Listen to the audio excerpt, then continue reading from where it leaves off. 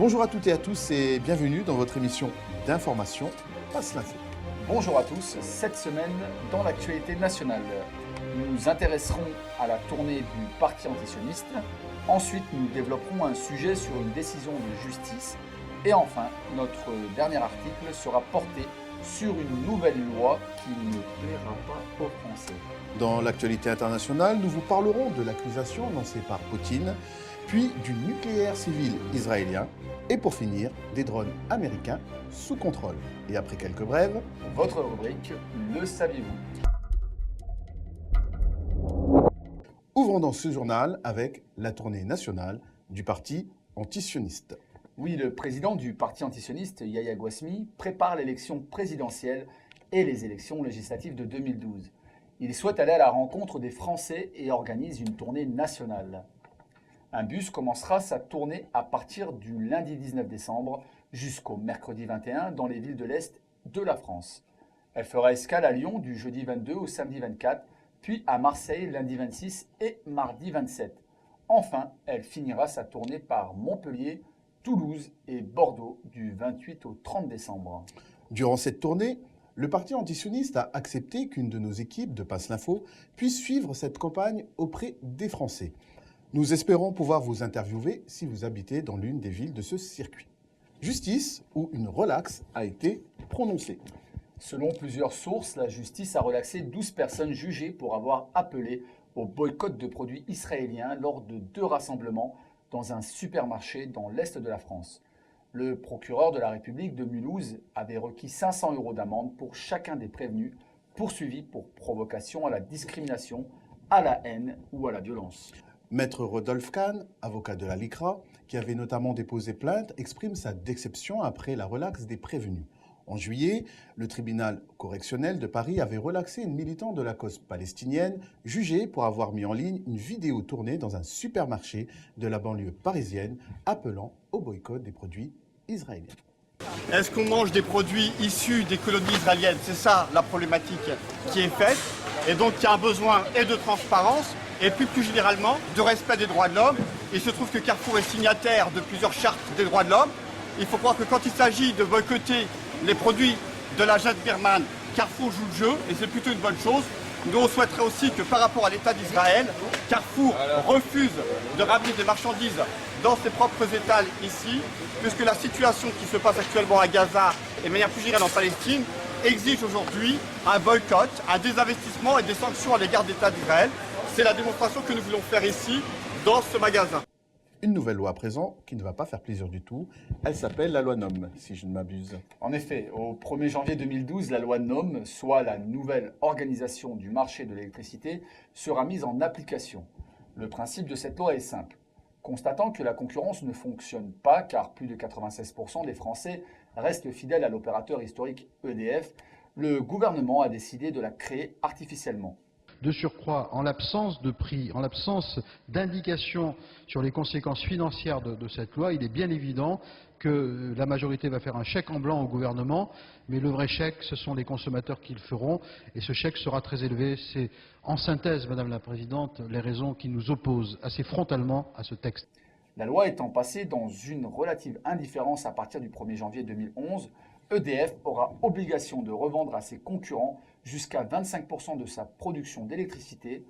Les fournisseurs de cette même électricité vont se voir offrir un quart de la production que les Français ont déjà payé avec leurs factures pour qu'ils puissent réaliser des profits au seul bénéfice de leurs actionnaires. Le prix de l'électricité sera fixé par des groupes privés qui en fait seront des filiales d'un seul et unique groupe. Dites-nous ce qui va changer. Les tarifs d'électricité vont augmenter pour permettre la concurrence. À terme, l'usager peut s'attendre à des hausses substantielles de sa facture, comme cela s'est déjà produit pour le gaz. Les tarifs de l'électricité vont considérablement augmenter. D'ailleurs, personne ne s'en défend. Posez la question au rapporteur, posez la question au ministre, il n'y en a aucun qui vous dira que les tarifs vont baisser. Donc on voit bien qu'il faut refonder complètement le système, parce qu'on est en train de le dégrader sur le plan de la qualité du service, et on est en train de le dégrader sur le plan de la qualité des tarifs. Actualité internationale, Poutine accuse.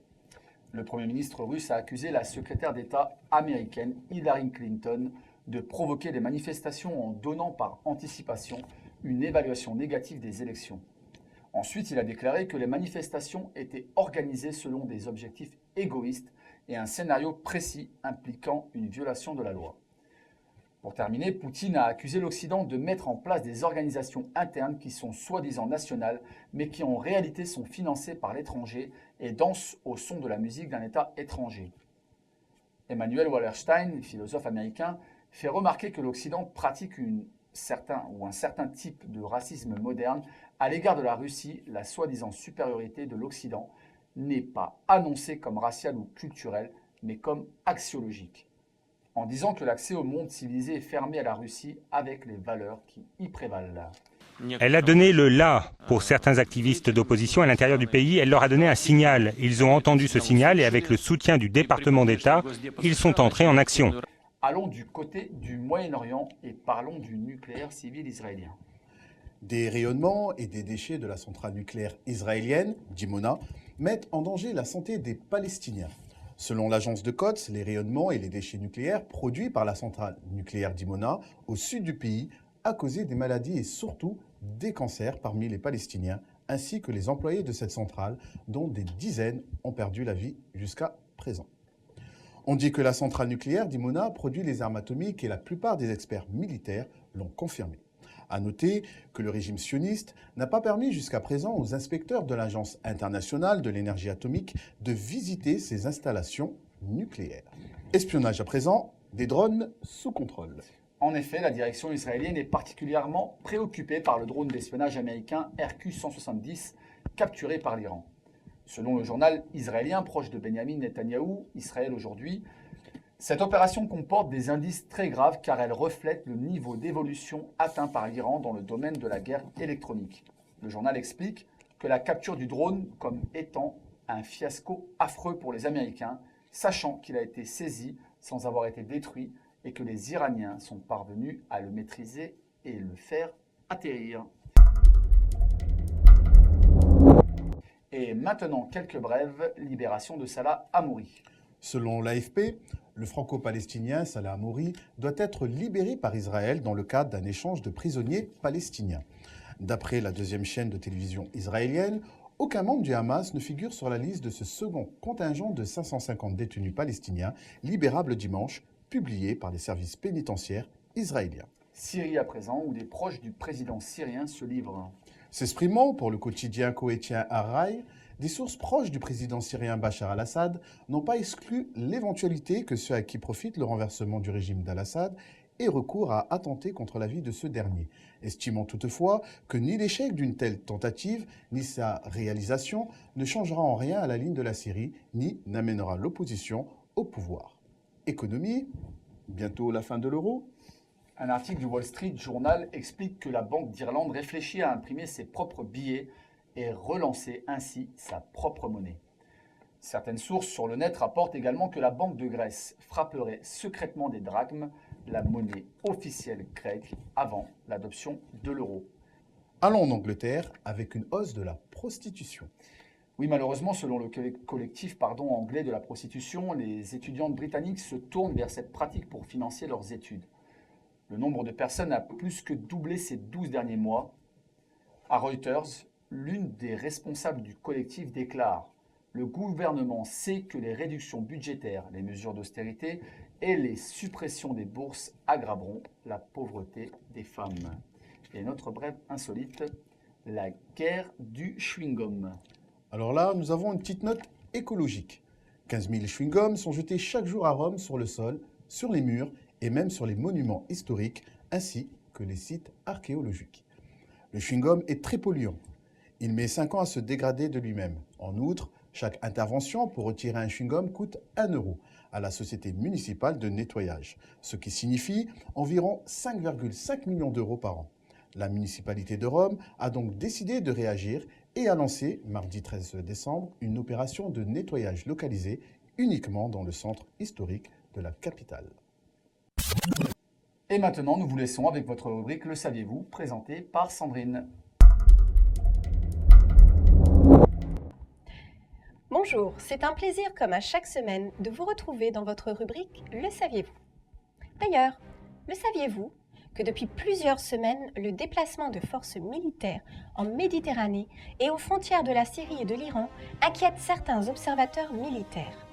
Alors que les soldats américains commencent discrètement à quitter les bourbiers irakiens et afghans, voilà que leurs menaces se font plus pressantes envers la Syrie et l'Iran. La Chine et la Russie indiquent clairement qu'ils s'opposeraient, même militairement, à une nouvelle agression américaine dans la région. C'est une journée historique car la Russie et la Chine, en tant que nation, se sont placées aux côtés des peuples et contre les injustices. Et j'ai le sentiment que l'avenir est du côté de la Russie, de la Chine et de l'Est. Ça, c'est le futur. Le veto de la Russie et de la Chine, que nous remercions bien sûr, est un veto qui se met du côté du peuple syrien. Il nous donne le temps de mener à bien les réformes pour aboutir au pluralisme politique sans que, je l'espère, nous ayons à endurer les souffrances subies par l'Irak, la Libye, le Pakistan ou l'Afghanistan. Un patrouilleur russe, l'ADNI, a mis le cap sur la Méditerranée au début du mois de décembre. Le général Ivachov a précisé que cette flotte militaire russe porte un message à Israël, à la communauté internationale et surtout à la Turquie qui a décidé de participer à une éventuelle aventure militaire. Dans une interview à la chaîne Russia Today, le général russe à la retraite a qualifié la présence de navires de guerre russes se dirigeant vers le port syrien de Tartous comme un fait, avant tout politique et pacifique, parce que leur mission est d'éviter une guerre régionale qui risque d'être déclenchée par une agression contre la Syrie ou contre l'Iran. Le bulletin du ministère de la Défense publié par le Premier ministre Poutine va dans le même sens que les propos du général Ivachov. Le président russe Medvedev et le président chinois Hu ont validé un accord de principe stipulant que la seule façon d'arrêter l'agression de l'Occident dirigée par les États-Unis sera une action militaire directe et immédiate. Le dirigeant chinois a déjà donné ordre à ses forces navales de se préparer à la guerre.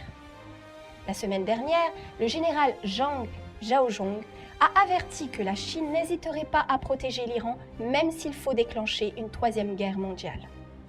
城市大学政治学教授夏明认为，冷战结束后，美国和西方社会面临的最大挑战来自中国和中国跟伊朗呢，基本上面对着西方的政治、经济、文化的挑战，所以呢，这两个国家呢，在那个国际舞台上呢，那么基本上呢，都是有一种协调，那么也就是相互在支持。令人费解的是，中国国防大学教授、海军少将张召忠说，中国不惜3次世界大战保伊朗。